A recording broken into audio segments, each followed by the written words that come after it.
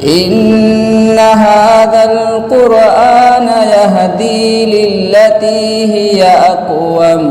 قرآن کی فریاد کے نام سے ماہر القادری کی یہ نظم مجھے بے حق پسند ہے۔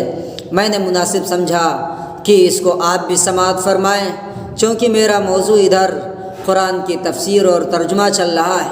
اسی مناسبت سے میں نے مناسب سمجھا کہ اس کو آپ تک بھی شیئر کیا جائے۔ قرآن اس نظم میں گویا کہ یوں فریاد کر رہا ہے کہ طاقوں میں سجایا جاتا ہوں، آنکھوں میں لگایا جاتا ہوں، طاقوں میں سجایا جاتا ہوں، آنکھوں میں لگایا جاتا ہوں، تعویذ بنایا جاتا ہوں، دھو دھو کے پلایا جاتا ہوں، تعویذ بنایا جاتا ہوں، دھو دھو کے پلایا جاتا ہوں، اور جزدان حریر و ریشم کے اور پھول ستارے چاندی کے۔ حریر و ریشم کے معنی ہی ریشم کے ہیں، حریر بھی ریشم ہی کو کہتے ہیں اور ریشم کے معنی تو ریشم ہے ہی۔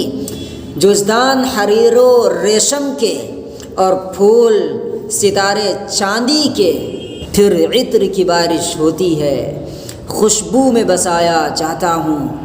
اگلا شعر ہے کہ جب قول و قسم لینے کے لیے تکرار کی نوبت آتی ہے، جب قول و قسم لینے کے لیے تکرار کی نوبت آتی ہے، پھر میری ضرورت پڑتی ہے، ہاتھوں پہ اٹھایا جاتا ہے۔ حالانکہ اللہ کی قسم کھانی چاہیے، آخری درجے میں قرآن کی قسم نہیں کھانی چاہیے۔ ماہر القادری نے لوگوں کے اس عمل کو ذکر کر دیا ہے کہ لوگ اس کی بھی قسم کھاتے ہیں۔ غیر اللہ کی قسم کھانا حرام ہے اور اس کو پورا کرنا بھی جائز نہیں ہے۔ اگر کوئی غیر اللہ کی قسم کھا لیتا ہے تو پھر وہ حانث نہیں ہوگا، اس کی قسم نہیں ٹوٹے گی۔ آخری درجے میں کسی معنوں میں قرآن کی قسم کھائی جا سکتی ہے، کیونکہ قرآن غیر اللہ نہیں ہے، اللہ کی مخلوق قرآن نہیں ہے۔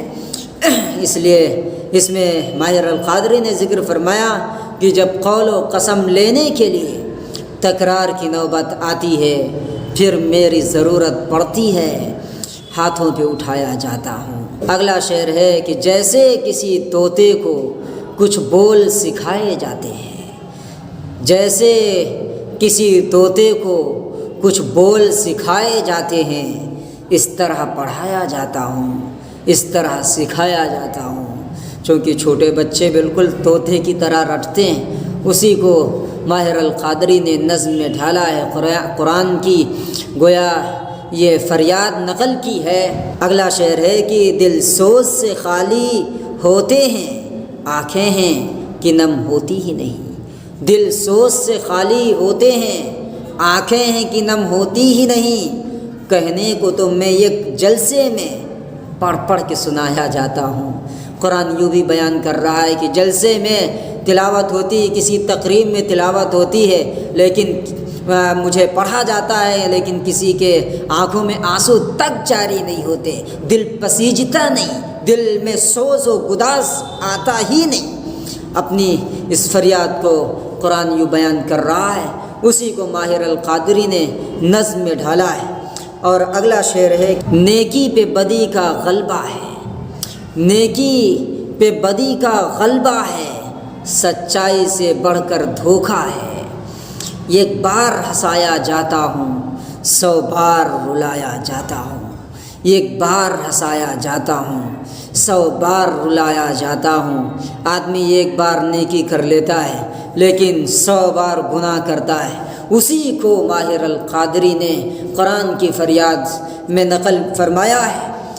اگلا شعر ہے یہ میری عقیدت کے دعوے قانون پہ راضی غیروں کے، یہ میری عقیدت کے دعوے قانون پہ راضی غیروں کے، یوں بھی مجھے رسوا کرتے ہیں، ایسے بھی ستایا جاتا ہوں۔ یعنی ایک طرف تو کہتے ہیں کہ ہم قرآن کے ماننے والے ہیں، وہ قرآن جو اللہ کا دستور ہے، زندگی گزارنے کی گائیڈ بک ہے اور قانون ہے، جس کے اندر وہ قانون کو چھوڑ کر کے دوسروں کے قانون اپنائے جاتے ہیں، دنیا کے بنائے ہوئے لا کو فالو کیا جاتا ہے اور قرآن کے لا کو جو اللہ نے بنایا ہے اس کو چھوڑ دیا جاتا ہے۔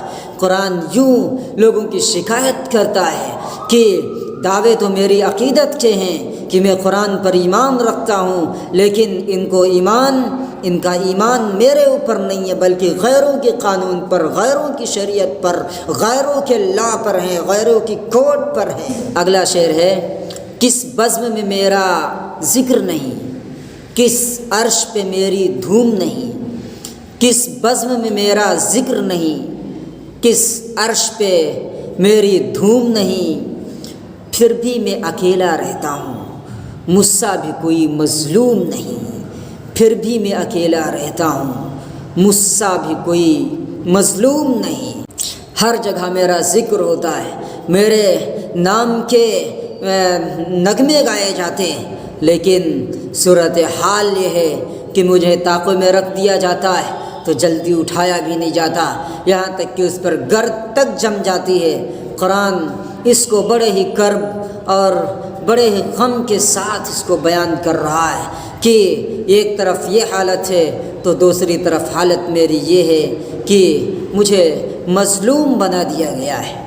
طاقوں میں سجایا جاتا ہوں، طاقوں میں سجایا جاتا ہوں، آنکھوں میں لگایا جاتا ہوں، تعویذ بنایا جاتا ہوں، دھو دھو کے پلایا جاتا ہوں۔